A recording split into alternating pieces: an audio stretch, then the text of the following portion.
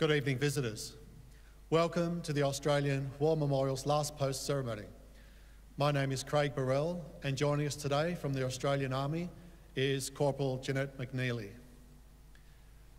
We are honoured to acknowledge General Tan Sri Dato Sri Zulkifli bin Haji Qasim, Chief of Army, Malaysia, Lieutenant General Rick Burr, Chief of Army, Australia, and Warrant Officer Grant McFarlane, Regimental Sergeant Major of the Australian Army.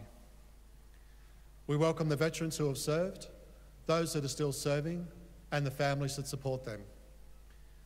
We acknowledge the members of RSL and Services Clubs Association, RSL Victoria, and RSL Queensland, who are watching the broadcast of this ceremony across Australia. During the ceremony, wreaths will be laid at the base of the Pool of Reflection by visitors and students on behalf of the following schools. From New South Wales, Chifley College, Mount Druitt. From Queensland, Caloundra City School, Pelican Waters. From Victoria, Beth Rivco Ladies College, Secondary Department, St Kilda East. Mara Sion College, Warragul. And from Western Australia, Meekatharra School of the Air. Please stand and join in singing the National Anthem.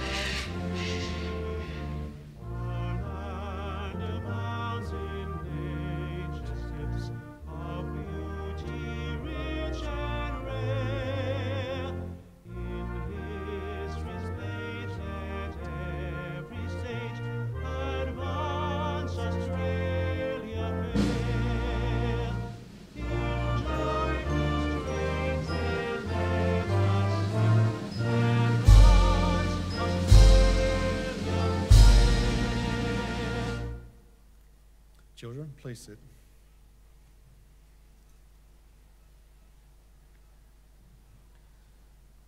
The Australian War Memorial was the vision of Charles Bean, Australia's First World War official historian. Bean landed with the Australian troops on Gallipoli and stayed with them at the front through to the end of the war. The idea of this national memorial and museum came to him at Pozières, France, in the depths of the bloody fighting of 1916. Bean's idea was that this would be a place where families and friends could mourn their loved ones buried in faraway places. It would also be a place that could help all Australians understand what these men and women had endured and what they had done for us. Bean's vision, to which we remain true, is best expressed as inscribed in the entrance to the memorial's galleries. Here is their spirit, in the hearts of the land they loved, and here we guard the record that they themselves made. Tonight, we will read the story behind just one of those on the Roll of Honour, which lists the names of more than 102,000 men and women who have given their lives for us in war and operations for more than a century. But first, we present a lament, Flowers of the Forest. Wreaths or floral tributes will now be laid at the base of the Pool of Reflection.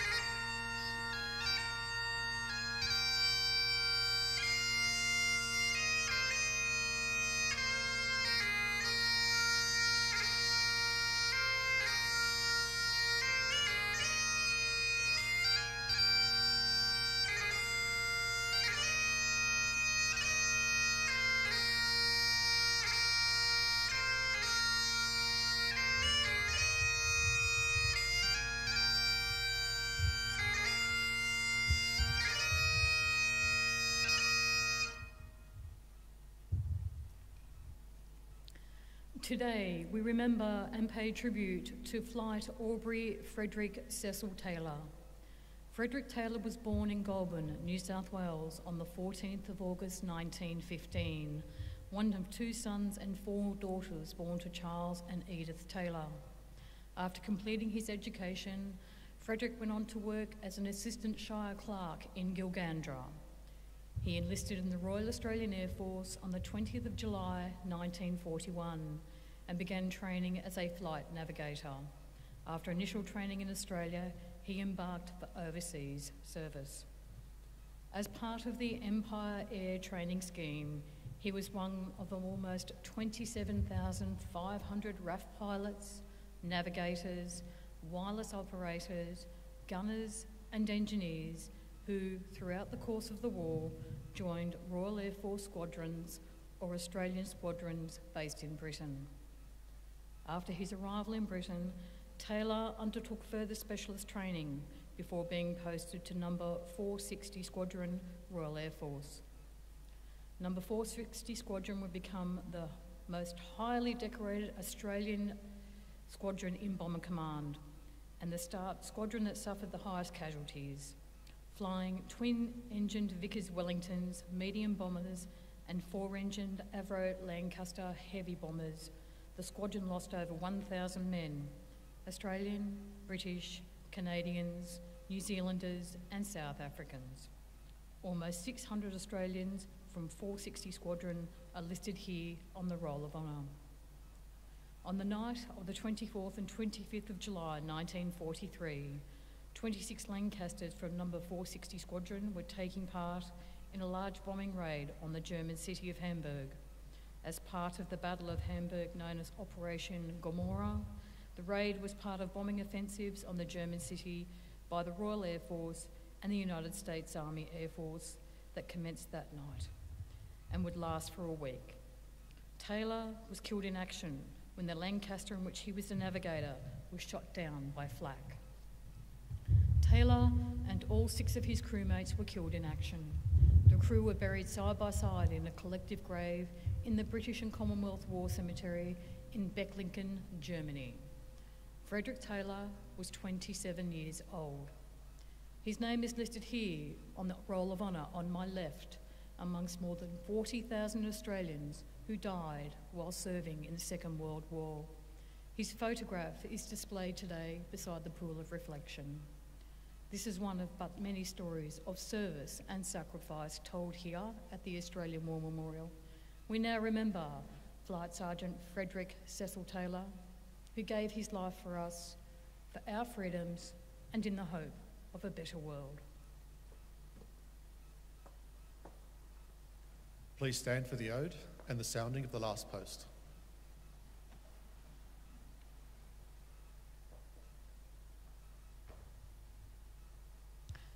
They shall grow not old, as we that are left grow old. Age shall not weary them, nor the years condemn. At the going down of the sun, and in the morning, we will remember them.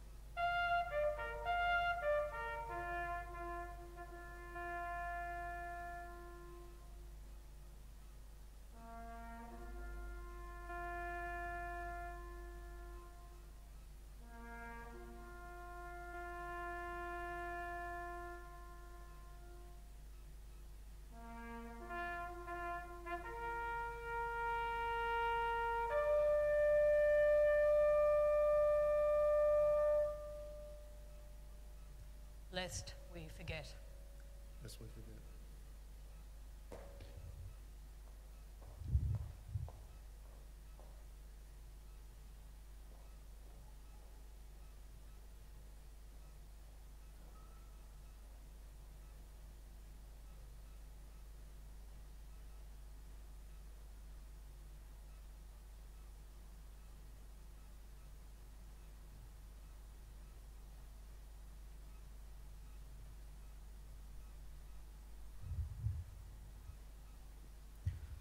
We leave you this evening with the words of the memorial's founder, Charles Bean.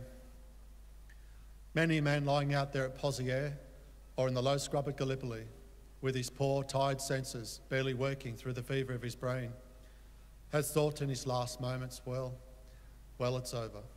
But in Australia, they will be proud of this. Ladies and gentlemen, girls and boys, that concludes the last post ceremony. Thank you for visiting the Australian War Memorial, and good evening.